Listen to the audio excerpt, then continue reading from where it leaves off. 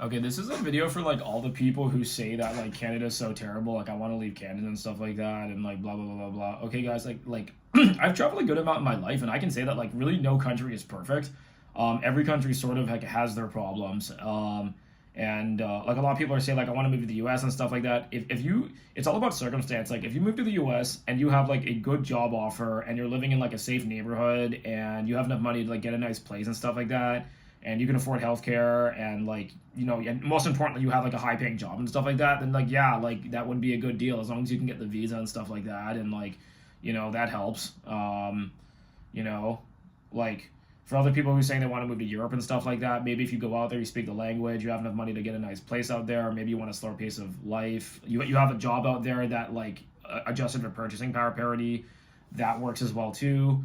Or some people are like, I want to go remote in like Thailand or Asia or whatever, or like Korea, Japan or whatever, or like, places like that. Like, yeah, if you can stay there long term, if you can get a visa, and you're okay with like, the traffic is really crazy, pollution, it's much hotter and stuff like that. Like, if you like that, if that's the life stage you're in, you want to party all the time, or Dubai, if you're okay with living in like kind of like a semi Sharia law type country, like, I know it's not full on Sharia law, but like it's still like a Muslim country, right? So if you're cool with that, but at the end of the day, like every country sort of has their problems. It's like, what are you trading in for? It's like I just came back from like Southeast Asia. I don't want to start like dogging countries that I went to, but like there was a lot of pollution. It was noisy. I felt like I was getting scammed buying fruit on the street. Like it's a really high levels of chaos. And sure, maybe like the Airbnb condo you're living in is maybe half the price of what it would be in Toronto. Like as soon as you walk out, there's this like chaos on the street. They don't have all the same services and stuff we do here. It's just like less developed. Some of them are more developed. Like if you went to like Singapore or something like that, but like Singapore is also really expensive, especially for foreigners. If you're like a local Singaporean citizen, you can get like free government housing or whatever, or like reduced government housing. But for most people, it's gonna be really really expensive, right? So it's like the best way I can describe Canada on the world stage is that Canada is like we're like a really expensive kind of like like nice with a lot of parks and nature, like nice like white people sort of like neighborhood. That's the best way I can describe it. And we have a lot of NIMBYism here. Like they want to protect their land. They don't want like I think one of the reasons Toronto has such a bad housing crisis is just because of NIMBYism. They don't want people building condo buildings literally everywhere. We have like a lot of like historical preserved sites and parks, and like there's certain like height levels and everything that you can build at, and it's not like like Japan has the best housing in the world, but Japan also has the messiest like urban architecture out of all of them because there's really no zoning laws. So that's also why they don't have any like in Japan you pretty much can't have NIMBYism, and same with China. People are like, oh, like why don't we build as fast as the Chinese and stuff like that? I used to live in China, dude. Dude, they run those construction sites 24 hours a day. The migrant workers come in, they put them in dorms. Like it's like modern pyramid building. Like it's not like slave labor. Like people sleep properly. Like the workers, like they're not working them to death. It's not like I think like when they're building like the Burj Khalifa, like those guys were legit being worked to death, and it was like super hot. Like in China, the construction it's like pretty civilized. Like it's not like super anti-human or anything like that. But they're doing 24-hour shifts. They're working their asses off. And just like the NIMBYism, man, like like it's super loud, and if you don't sell your land back to the government, because this is also a country where the government can control all the land and stuff like that, right? So it's like obviously Canada's not like that. We have NIMBYism here. We protect like green spaces in the environment. We like restore historical buildings and preserve the facades so the city looks nice. And because of that, like yeah, we don't have enough space and land. Like we develop the hell out of it, and everyone's trying to like live in this nice clean city with plenty of trees, and it's gonna be stuck that way.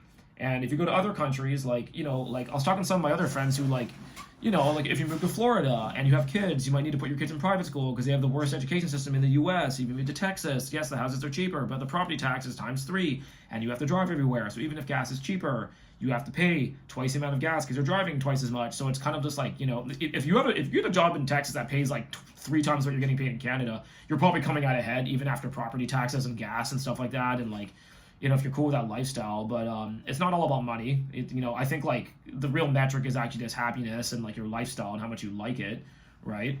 So I think people like just need to sort of consider these things, and like I've traveled enough to know that like every country sort of has their problems. I got a bunch of friends who like want to live in Korea. Like Korea, it's like I think it has pros and cons. I think it's very nice, it's very developed, but like the work culture there is pretty crazy. Um, sending your kids to school there is pretty hardcore. It's a very competitive society. It's a very educated society. So your kids are gonna have to work like crazy. Uh, It's an aging population. There's other things going on, like, and people like worship that place as like one of the most perfect places ever. I really think there is no perfect country. Like Canada is not a perfect country at all. This country has so many problems. Um, and the real question is sort of like, what problems are you okay with dealing with, right?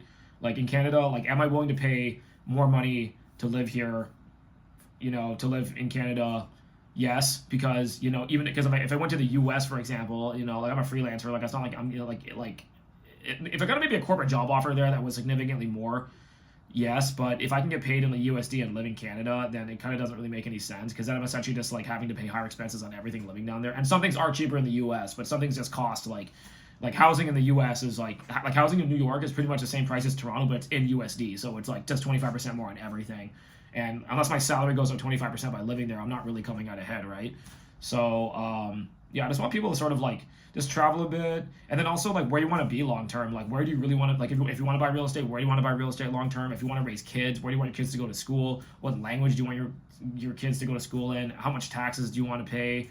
Like if you are paying taxes, like what do you get for those taxes as well? In Canada, you pay taxes here. We get like a nice clean city. It's pretty liberal. It's very multicultural. It's not that crowded. It's not that dense. Anyone who says Toronto is really needs to go to a tier 1 city to see what a crowded city looks like. Toronto's kind of like a Chicago or like a mid-sized city. It's not that dense here.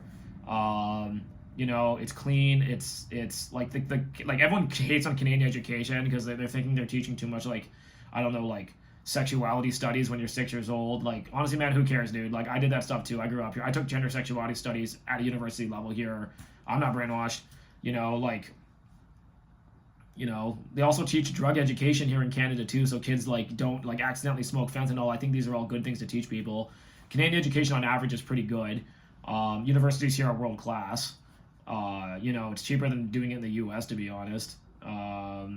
Yeah, so we still there's still like a lot of good things here, but like I think a lot of the things people are complaining about in Canada are just like they're happening everywhere around the world. Like I follow Australian news, and it's almost like an alternate universe because it sort of mirrors what's happening in Canada. Like if you watch Australian news, they have something where the government will pay for half of your housing, but you have to give it back to them in the end. So what this essentially like when I looked at that, I'm like we won't do that in Canada. And I think one of the reasons why is because the finance ministers know that it allows more people to get on the property ladder, but at the same time it kind of kicks the problem down the road because if they need to sell the property at the end, the government gets back half the money anyways, and then more people because like if you like the way I look at it is like yes you can own that place, but at the same time like you kind of don't because the government owns half, and then what ends up happening is that like it doesn't help the supply problem. It just increases the demand because now more people who wouldn't originally be able to afford that can suddenly afford it. So now you have even less supply in the system.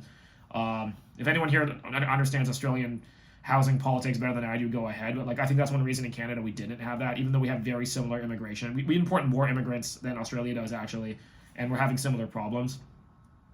Yeah, so I've just heard like comments and complaints from everybody around the world, and like yeah, like if you get a really sick job offer somewhere else, and maybe they'll cover your housing. I mean, you put your kids through school, and like let's say you don't have kids, whatever life stage you're in. Yeah, maybe take that offer. But I'm sick of people in Toronto complaining that everywhere else is like so much better because like there are certain things that are better. Like yeah, grocery prices are cheaper in other countries right now. Our grocery price is an absolute cartel. But we have other things that are kind of good here. We have free healthcare, man. We have like really good universities. The foreign students who come to our universities, they pay like 3 to 4 times what we do, right? Now we're Canadian citizens, so we pay into that with our tax dollars. But still, like, man, like I went to U of T, dude. Like, my tuition was $5,000 a year. Like that's most of the foreign students are paying that like per semester at this point in time. Not per semester, maybe per year, but like it's a lot, right? So I don't know, man. So I think things will get better, maybe slowly over time. Maybe they won't, but I just don't think that there's a perfect country anywhere. Like you just sort of need to find what's perfect for you and what you can accept. And Toronto it definitely isn't for everybody, So anyways, yeah. Thanks for my TED Talk, guys. Thanks for coming to my TED Talk.